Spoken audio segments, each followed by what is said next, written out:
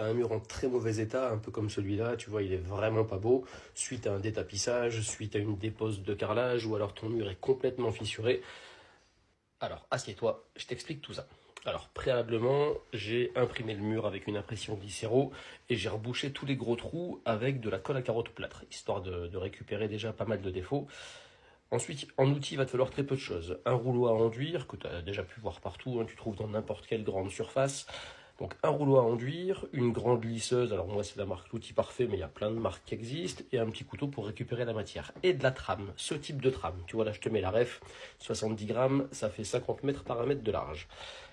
Avec mon rouleau à enduire, j'ai bien chargé mon mur et là je vais venir fondre cette trame directement dans mon enduit. Tu la coupes à la hauteur, moi je pose le rouleau en bas, je tire et après tu viens maroufler, un peu comme si tu faisais une tapisserie, hein. Tu viens maroufler histoire que la trame s'imprègne bien dans l'enduit que tu as rajouté sur ton mur. Donc tu vas faire ça partout. Faut prendre ton temps, c'est pas la peine de te dépêcher, t'évites de faire des plis, mais elle se pose sincèrement plutôt très très bien. Donc tu vois là je la maroufle partout.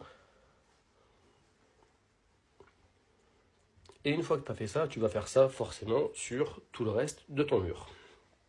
Donc là j'ai fini de maroufler ma première bande, c'est pas la peine d'en faire trop parce qu'après ton enduit va sécher. Donc je vais faire bande par bande, comme ça au moins ça me permet de conserver un enduit frais. Donc là je fais la deuxième, bon il y a le collègue qui est en train de jouer avec l'électricité mais c'est pas grave. Pareil, je mets la trame, je la maroufle, au moins elle est directement intégrée dans l'enduit et en fait elle va permettre elle de récupérer les gros défauts, de récupérer les fissures et de récupérer tout ça. Si tu as des fissures, pense bien à les ouvrir et à retirer tout ce qui ne tient pas. Forcément, ça paraît logique. Là, je suis allé jusqu'au bout de mon mur, j'ai mis des petits morceaux de trame. Cette trame-là, elle peut se chevaucher sans trop de problème. Et une fois que tu as fait tout ça, tu vas venir recharger avec ton rouleau à enduire, frais dans frais, ça veut dire que la couche derrière n'est pas encore sèche, que tu vas déjà en remettre. Et là, je recharge directement. Donc tu vois déjà à la deuxième passe, le mur, alors on est sur un plan assez large, mais le mur il est déjà beaucoup plus propre que ce qu'on avait. Tu vois, là c'est au bout de, allez, 1 heure de boulot. Ça ressemble à ça. Donc tu vois, le mur il est déjà plutôt pas mal. Ça va sécher. Une fois que ça sèche, tu vois, il reste des imperfections et on voit encore un peu la trame. Donc ça c'est le lendemain. Donc moi ce que je vais faire, c'est que je vais remettre une troisième couche d'enduit. Donc toujours pareil, tu prends ton rouleau à enduire, tu viens graisser ton mur correctement. Et avec ta lame à lisser, eh bien tu viens lisser ton mur.